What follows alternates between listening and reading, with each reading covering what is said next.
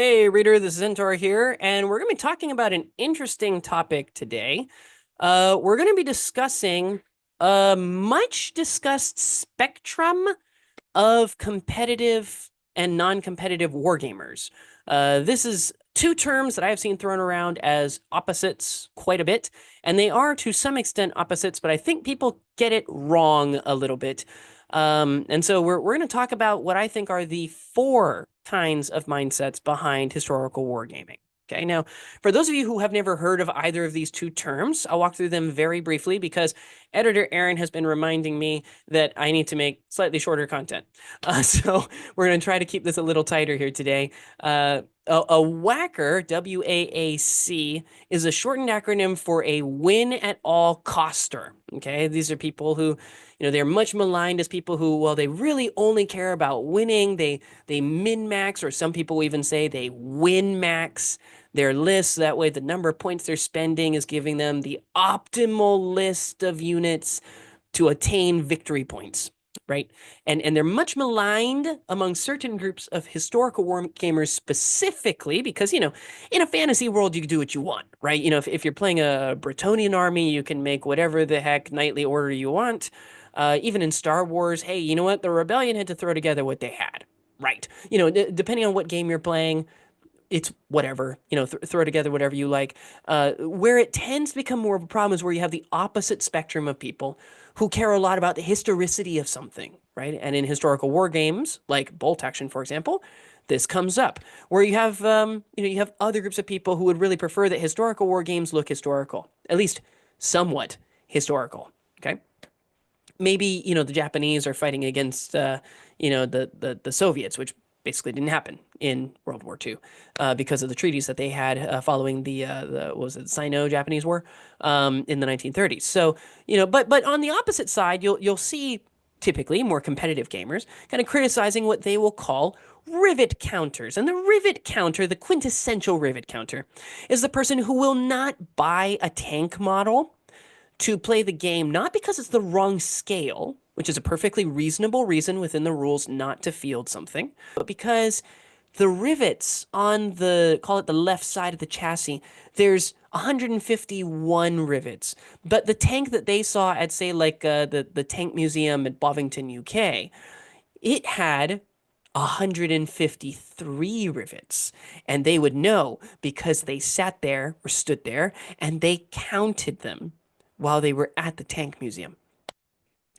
And so, the rivet counters kind of get the bad rap of being like, well, they're so ingrained into the historical side that they've forgotten that it's a game. And it's a game that we get to play with each other to have fun with dice that are going to govern everything. So if things aren't exactly the way that they worked historically, it's okay. There's this whole spectrum that goes on there, and it's often portrayed as these two camps, not necessarily at war, because frankly, historical wargamers actually tend to be one of the nicer groups of people when it comes to groups of wargamers.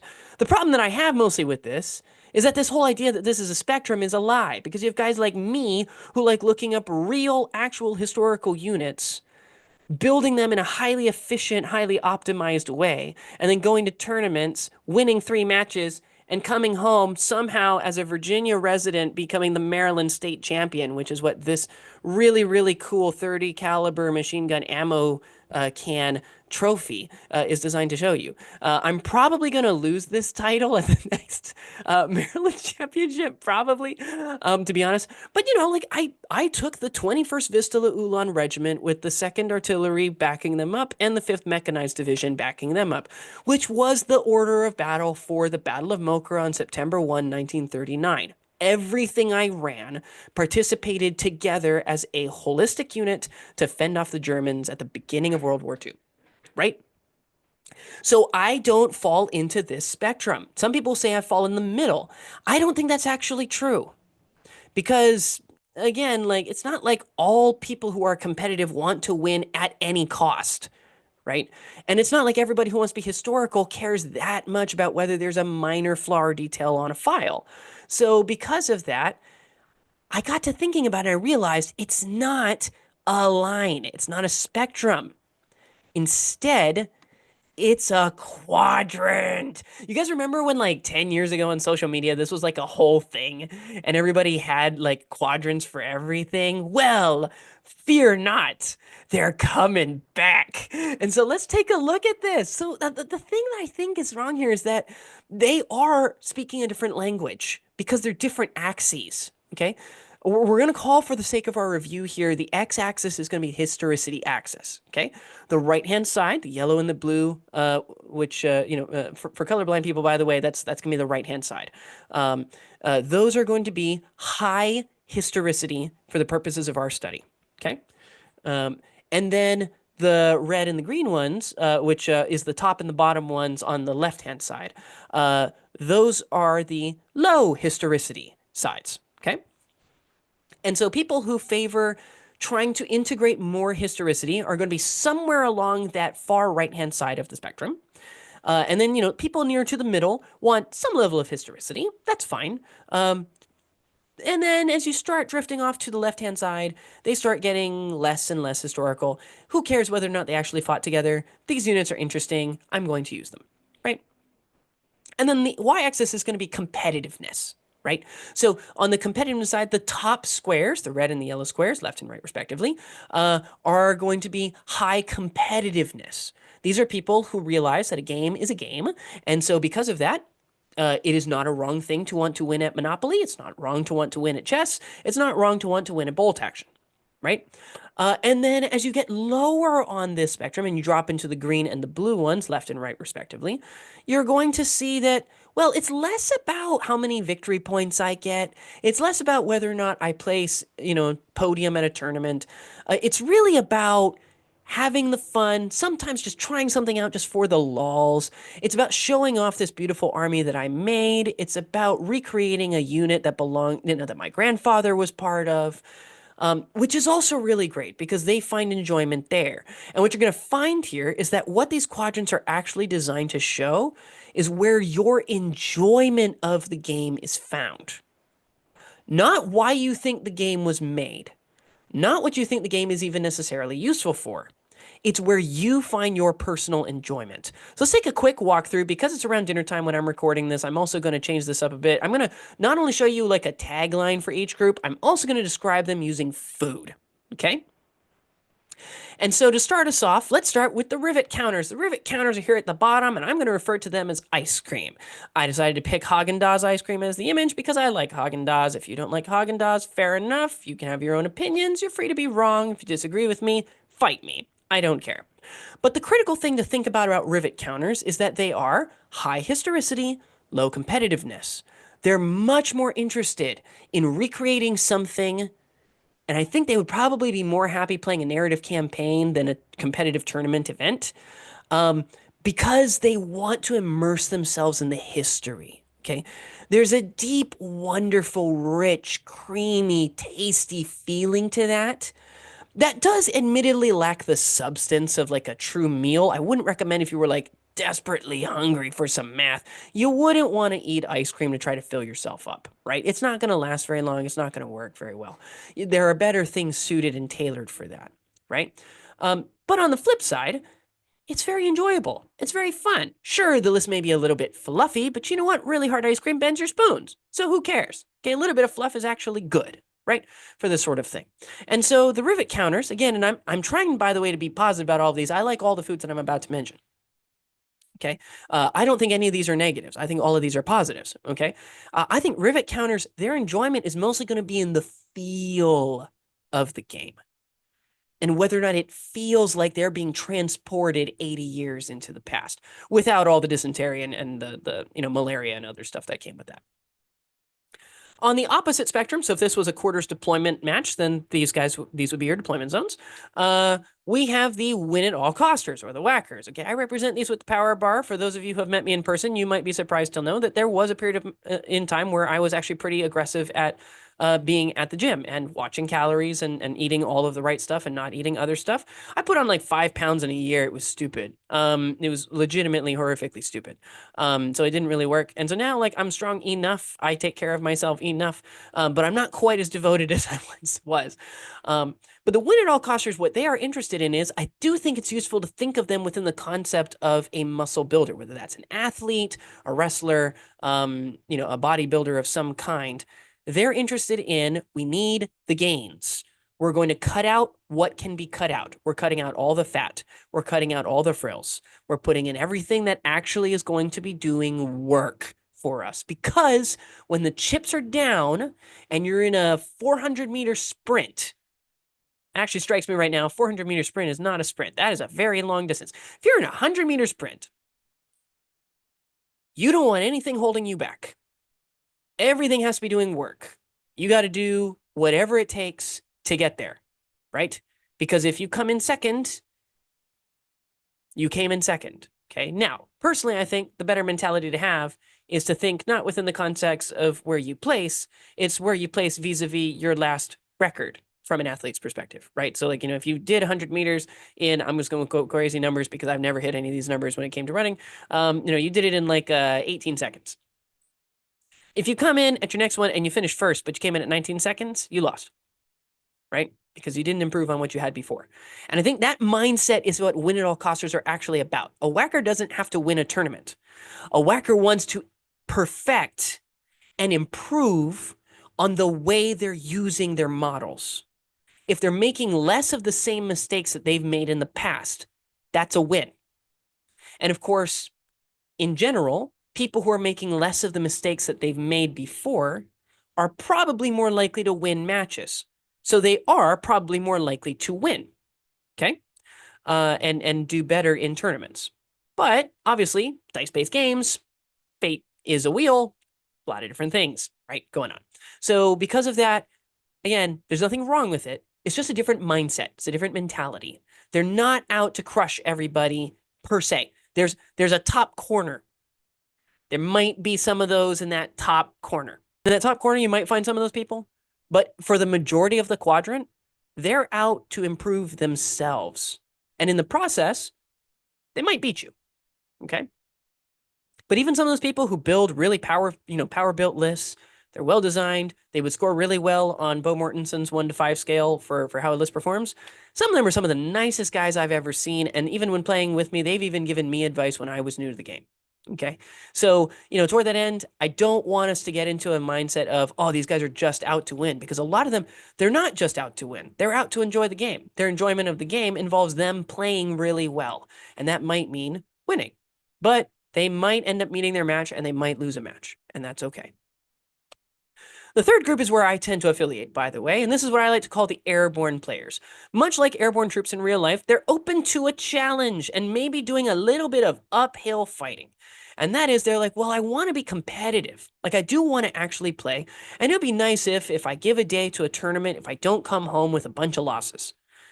But at the same time, they're also like, but I want it to be at least slightly moored and grounded, because it means that to avoid some of the analysis paralysis that appears with hundreds sometimes of options available to some armies, rip Norway, who I will link up here, who would love to have analysis paralysis of hundreds of options to choose from.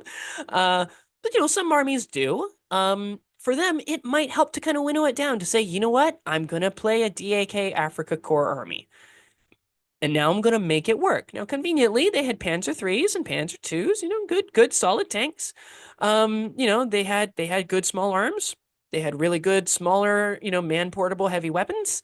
They have a mix of tools that will work, right? You can build a workable army, a very doable army with the theme of the DAK, right? So airborne players are smart, right? They will ground themselves, not like strictly into I'm recreating the specific order of battle for a specific unit, but they'll probably give themselves some parameters. They want it to at least look and feel like it's a cohesive unit.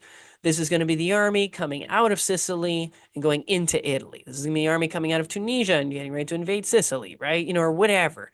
They pick a specific spot, a specific area of focus. They can kind of dig a little bit deep into the history, learn a little bit. That's rewarding for them. That's the seasoning on their steak and potatoes, which, by the way, I realize I'm an American. If you're not from the States, or if you didn't grow up with this particular food category, because it does appear in some places in Europe as well, steak and potatoes is kind of our idea of like this is a hearty, substantial, tasty meal.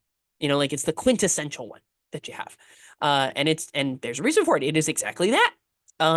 It takes more time to prepare than other stuff sometimes.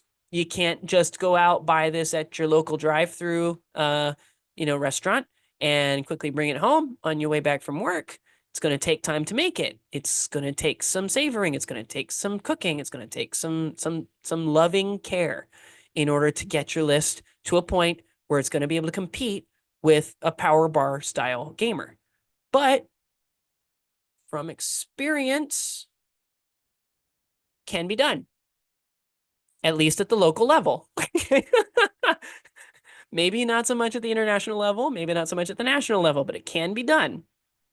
So that's but that's the challenge, right? Like that's the underlying heart, and that's the enjoyment, is I'm kind of fighting with one hand tied behind my back.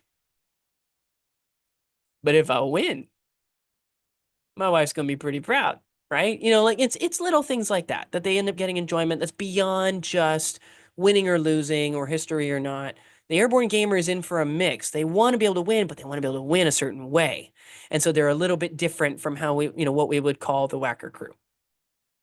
And then finally, we have the free spirits, and I'm representing them just with a tossed Caesar salad, which I also really do love, because literally you can throw whatever you want into this. Free spirits are the people I suspect who, like, they talked with their friends, or they saw a demo game, or they watched a YouTube video, and they're like, oh, this game looks kind of cool. So they go to the Warlord Games website, and they just start perusing. They just start looking through models and seeing what's there. And then they see it. They're like, oh my gosh, that's a Sherman Calliope. I've never heard of this before. So they click on it, and it's a Sherman tank, which looks big and beefy and awesome. And it's got a rocket launcher on it. And they're like, oh my gosh, this is like Warhammer 40K stuff. And then they look it up online and they find it really existed. And they're like, oh, I'm dropping that in my cart. And then they're like, oh, I probably need to learn to play the game, so I'm going to get a starter army. So they pick up the American starter army. And they're like, oh, dude, now I have 2 Shermans. So they run them together. And it's like half their army. Right? And then they're throwing in like, oh yeah, I'm gonna need some infantry. So what I'm gonna do? Well, I like the BAR. It's cool. I watched Band of Brothers, and I thought that poor gonorrhea. He looks really funny. But man, his gun's awesome. I'm gonna throw in a couple of those, and hey, snipers are cool because I watched Saving Private Ryan, so I'm gonna throw in a sniper team, and they start throwing in like stuff just piecemeal. Just if it's interesting and it's fun, just throw it in, right? And Lord love them. I love these players. Do you know why? Because they're fun to play with. Because for them, winning or losing, maybe it'll happen, maybe it won't. Maybe maybe it's thematic, maybe it's not. But what it really is just they just love what they have, and they're out for fun. These are the kinds of players who will just buy buckets and buckets of Soviet infantry because they think it'll be interesting to be the guy shouting at their own models to just do something. And they won't, because they took them all shirkers and they didn't provide enough morale bubbles, and they all got in each other's way. And now even the ones that don't have pins can't really shoot at anything because there's nowhere to get around an inch of their own units. And like, it's all just a big mess. But it's a happy mess because they just kind of a little bit enjoy seeing that. It's just kind of fun. It makes the game more interesting. Okay. And so as we look at the 4 quadrants, I hope you can see they're not all just rivet counter to WAACer. Like there's a different there's a different mindset, that's going on. It's not just a spectrum. And I think realizing that it's not a spectrum and that this is where everybody actually falls, that they're going to fall somewhere within a quadrant, and it's going to move as time goes on, potentially. They're changing, they might see some shifts and changes over time. I think that's helpful. Because if I'm going to show up to a game and I'm going to play with somebody, especially for a casual night, If I know they're a free spirit, maybe I don't have to build my list quite as competitively as I need to. Maybe I don't have to be as intense when I'm playing. I can be a little more relaxed and casual because I might still win because I might have better tools, right? To deal with stuff. It might be they went really crazy idea, and for that particular element, I have actually no tools. It's possible because I went more competitive, which means generally smaller tanks and slightly lower penetration values on the stuff you're fielding.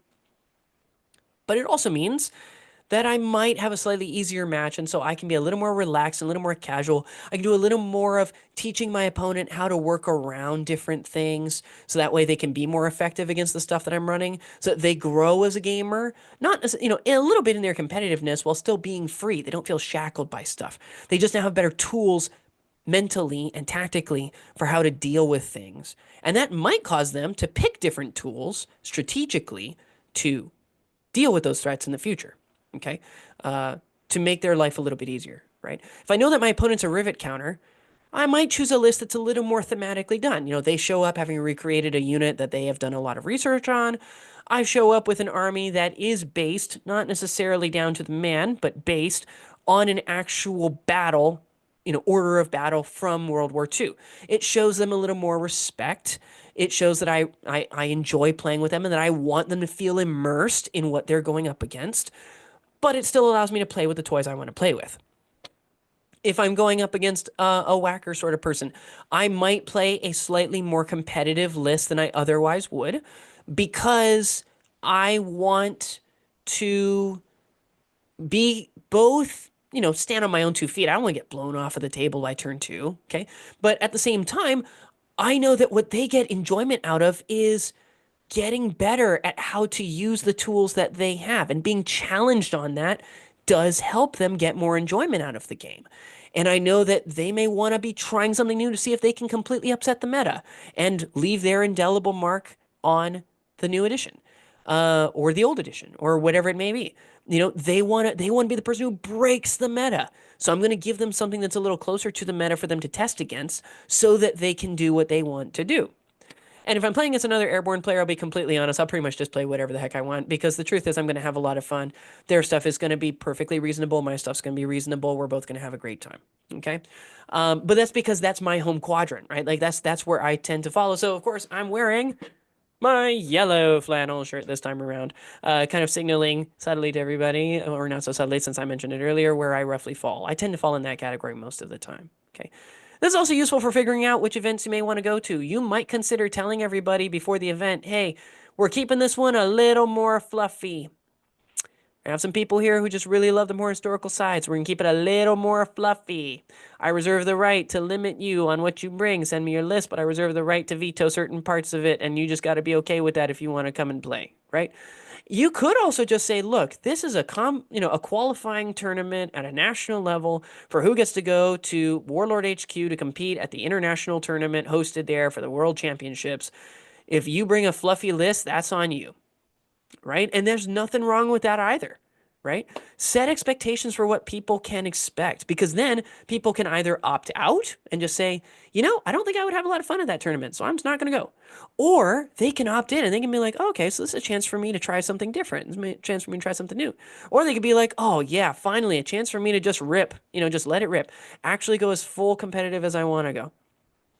I think that could be a very good way of doing it, okay?